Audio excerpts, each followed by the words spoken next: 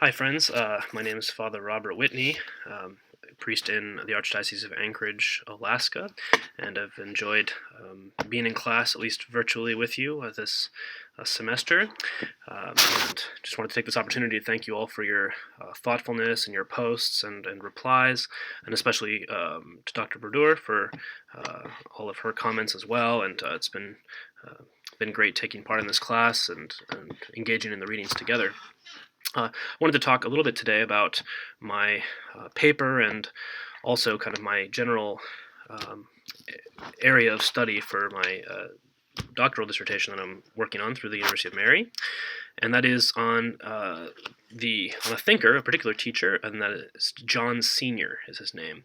And John Senior lived from 1923 to 1999. He's a relatively recent thinker, and he's been considered by some to be one of the top 10 greatest Catholic intellectuals in American history. And on First Things and Ignatius Insight and others have ranked him in the top 10. And so an important thinker, especially for Catholic education. And I thought he'd be really good to focus on for this paper and presentation, especially because he read all that we have been talking about, and he really put it all into practice. And I'll get into that a little bit more here in a moment. But to understand Senior's thought, it's important to kind of look at the whole arc of his life and his influences. He was born in pretty intellectual and prosperous family, and definitely encouraged to be educated. Not a Catholic family at all, kind of Protestant, but not really devout or anything. He lost his faith or any semblance of it pretty early on. But he had some really incredible experiences. He ran away from home as a teenager and wanted to become a cowboy. He's from the East Coast. He was born in Connecticut and wanted to be a cowboy. So he ran away from home and he went out west. He took the bus as far as he could make it with his money and became a cowboy in the Dakota Badlands. And he kind of found his roots there, and really you can see in his later thought the impact that experience had on him. One quote I'll share with you, just because it's really a fantastic quote that can kind of give you an idea into this as a formative process, being a cowboy. He was talking about sitting around the campfire with the cowboys, and so he wrote this much later. But it's one of my favorite quotes from Senior. The immediate practical purpose of drinking a cup of coffee is to wash the biscuit down. Its proximate ethical purpose is the intimate communion of, say, cowboys. They do exist, Will James was right. Standing around the sullen campfire in a drenching rain, water curling off Stetsons over slickers, splashing on the rowels of spurs as they draw the bitter liquid down their several throats into the single moral belly of their comradeship. The remote political purpose of coffee at the campfire is the making of Americans, born on the frontier, free, frank, friendly, touchy about honor, despisers of fences, lovers of horses, worshippers of eagles and women. The ultimate purpose is spiritual. For a boy to drink a can of coffee with cowboys in the rain is, as Odysseus said of Alcinous's banquet, something like perfection. It's a really great quote to kind of express what's going to become the dominant, one of the dominant themes in his educational vision, and that is the philosophy of realism. That, as he would put it, the real is really real. And in an age of skepticism and under the dictatorship of relativism, as Pope Benedict XVI would call it, the philosophy of realism, that is the perennial philosophy, as it's sometimes called, which basically comes from the time of Plato all the way through, some could say, to Descartes. And maybe that's what put an end to it, but it's the philosophy of Thomas Aquinas and the philosophy of John Senior. And the real is really real, that anything that is in the world comes to us is mediated by our senses. There's nothing in the intellect that wasn't first in the senses, and that in general we can we can trust the senses and not have a kind of a radical skepticism, a radical doubt that Descartes would bring into the conversation, which would of course undercut education later on. But again, to get back to Senior, he through his experiences, he later went on to study at Columbia University, where he took his bachelor's, master's, and doctorate in comparative literature. He studied under the great teacher Mark Van Doren, who was also the teacher of, for example, Thomas Merton, who some of you might know as a later became a Cistercian monk and a spiritual writer. But he really thrived under the teaching of Van Doren. They became very close and wrote letters until Van Doren's death, back and forth.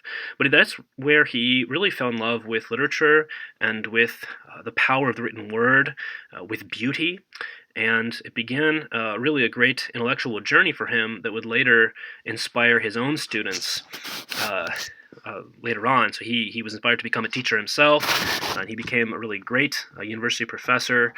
And in the 1970s, along with two colleagues, Dennis Quinn and Frank Nellick, the Senior founded with them the Integrated Humanities Program, or the IHP, which was a program of study at the University of Kansas, again, just in the 1970s.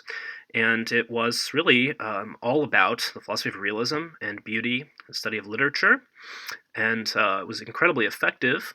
In fact, it was so effective that the university administration couldn't tolerate it. There were many conversions, hundreds of conversions to the Catholic faith, even though there was no proselytism going on at all. But through that encounter with beauty and with the best that has been written and said, encountering the great books as Senior had earlier on under Van Doren, he really got people to fall in love with beauty and with goodness, and of course with objective truth and reality. Many of them, many of his former students, became teachers themselves, even founding some schools, which are still here today, St. Martin's, St. Gregory's, and elsewhere, Wyoming Catholic College as well, with Bob Carlson there, and others throughout the country that were inspired by Senior's vision. And it's important, he wrote one, or he actually gave a lecture, the text of which I have in front of me, in Wyoming at Laramie for a 1967 honors banquet. And he asks the question, what is the use of education? He says, it is no use at all unless you have it and share it. And he goes on to talk about, if you want to teach English, you must have in you the habit of grammar and the love of poetry. Education is an aspect of culture, and culture is an organic growth, or, as we call it, a tradition. It is a knowledge handed down. The Latin root of the word is trado, I hand down, from generation to generation, mother to child, teacher to student, and quite obviously you cannot hand down what has not been handed down to you. And so he is a man who is going to teach about the use of education, specifically with the idea of handing on an intellectual and cultural tradition from one generation to the next. He especially taught as philosophy. He says, Aristotle said, begins in wonder, and he included in philosophy all that we would today call science. Poetry, said Robert Frost, begins in delight and ends in wonder. Put those two fine sentences together, written over 2,000 years apart, and you have the use of education. Poetry begins in the open, everyday experience of delight in the things of the world and ends in wonder. Philosophy begins where poetry leaves off, that is, in wonder, and ends in truth.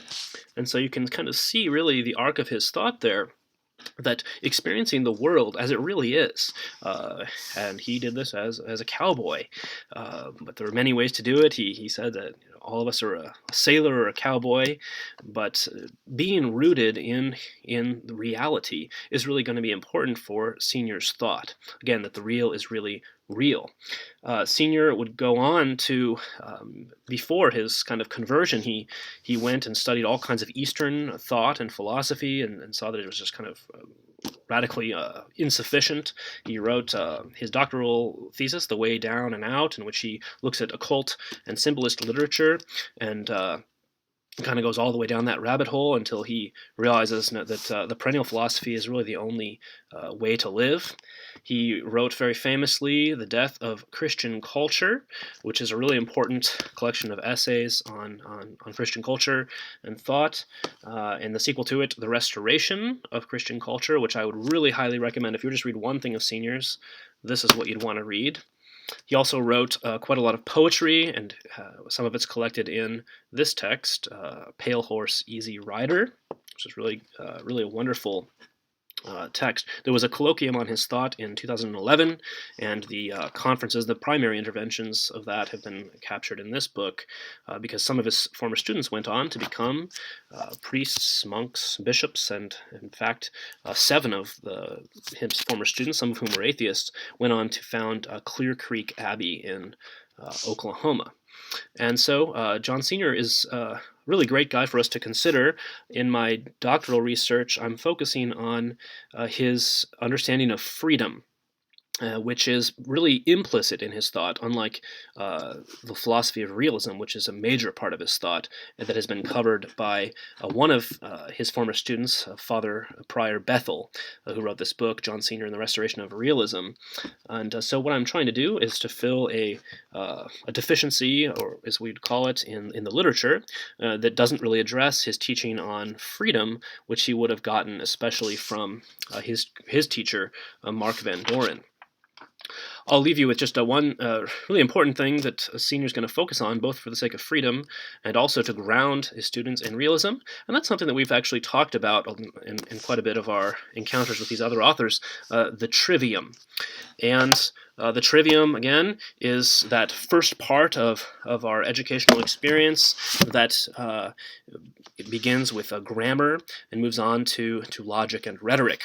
And this image taken from the Middle Ages, it's kind of hard to see with my light in the background here, but you can see this tower. This is a typical illustration of this educational process, which is vertical, leading you up from the beginning of the trivium, from grammar with Donatus at the bottom, up to logic and, of course, Cicero's rhetoric, all the way up through the quadrivium, ending with metaphysics, and, of course, theology being the very pinnacle with the sentences of Peter Lombard there on the top. And this image, a senior, in fact, uses as well as he discusses what he calls the several storied tower. And this is a great summary of what he thinks kind of education should look like. There is a famous picture coming down to us in different versions from the Middle Ages illustrating education.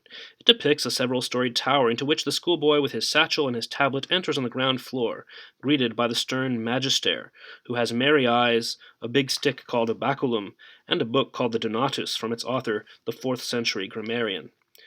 Next, through the window of the second story, we see the boy progress to Aristotle's logic, and at the third window up to Cicero's rhetoric. And he goes on to talk about those. The liberal arts differ from each other vertically. You rise from one to another vertically. You rise from one to the other not by a horizontal extension, but by a vertical ascent to a different level of understanding, which includes the lower ones, analogous to the relation of the part to the whole. And this is something that I think is really missing in education right now. He goes on to speak about the necessity of integration and that vertical progression, integrating all the things that you've taken in before. So I'll leave you with just this brief quote from Dr. John Senior, whose image is here.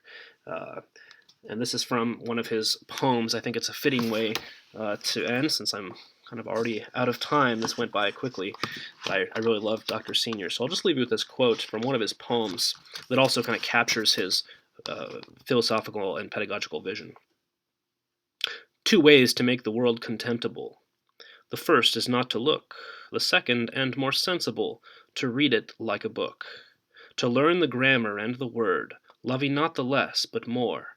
Contemning it as music heard, supersedes the score. Again, thank you all so much for your comments this term, and I look forward to seeing maybe some of you on campus. I'll be there this summer and perhaps in future classes. God bless you, and all have a Merry Christmas.